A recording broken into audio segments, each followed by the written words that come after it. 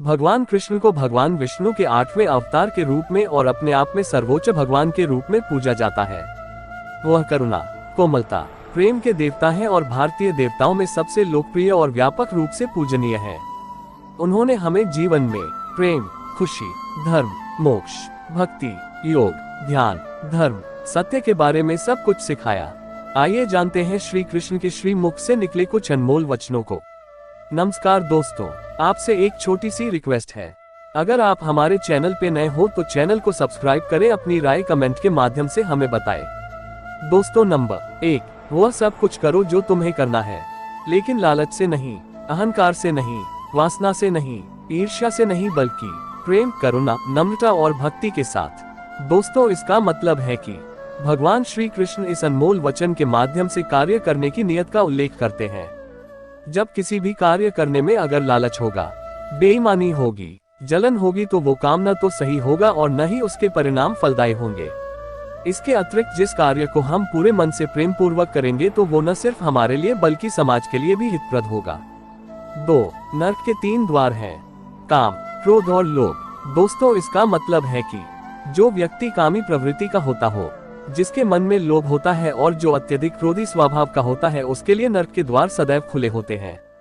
अर्थात ऐसे व्यक्ति को तो सिर्फ नरक में ही जगह मिलती है। 3, मैं ही सृष्टि का आदि, मध्य और अंत हूँ। दोस्तों, इसका मतलब है कि भगवान श्री कृष्ण ही इस सृष्टि के पालनहार है। वही इस संसार की शुरुआत थे, वही मध्य और वही अंत होंगे। 4, जो आप जो चाहते हैं उसके लिए नहीं लड़ते हैं, तो जो खोया उसके लिए मत रो। दोस्तों, इसका मतलब है कि मनुष्य सब कुछ चाहता है पर सब कुछ उसे नहीं मिल सकता। आपको जो नहीं मिला उसके लिए पश्चाताप मत करो, और जो आपसे खो गया, जो आपसे अलग हो गया, उसके लिए निराश भी मत हो। 5, मैं सभी प्राणियों के हृदय में स्थित आत्मा हूँ। मैं सभी प्राणियों का आदि, मध्य और अंत भी हूँ। दोस्तों, इसका मतलब है कि हर व्यक्ति श्री कृष्ण से जुड़ा है और श्री कृष्ण हर व्यक्ति से जुड़े हैं।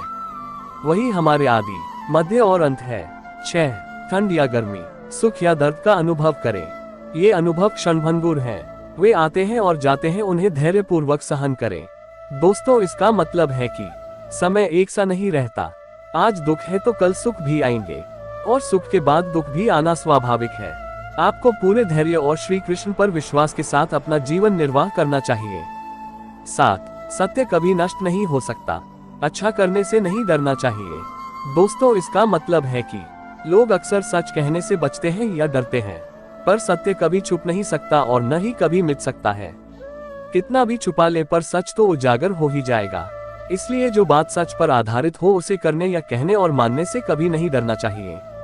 8, इस शरीर का मोह मत करो। ये तो माटी है, माटी में मिल जाएगा। अमर तो आत्मा है जो परमात्मा में मिल जाएगी। दोस्तों, इसका मतलब है कि लोग अपने शरीर को सुंदर बनाने में लगे रहते हैं, पर आत्मा की सुंदरता शरीर की सुंदरता से कहीं ज्यादा महत्वपूर्ण है।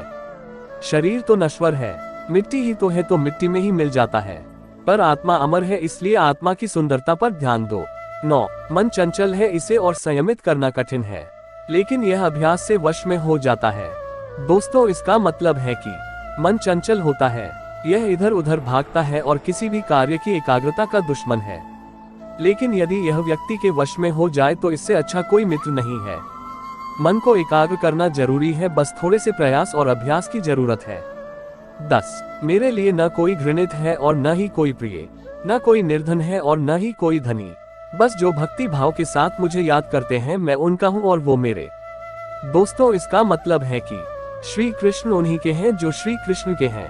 भगवान तो बस प्रेम, भक्ति के भूखे हैं। जो भी उनकी भक्ति में लीन होता है, जो भी प्रेम से उन्हें याद करता है, वो सदैव उसका कल्याण करते हैं। हर हर महादेव। जय श्री राम, जय Shri Krishna. Thanks for watching.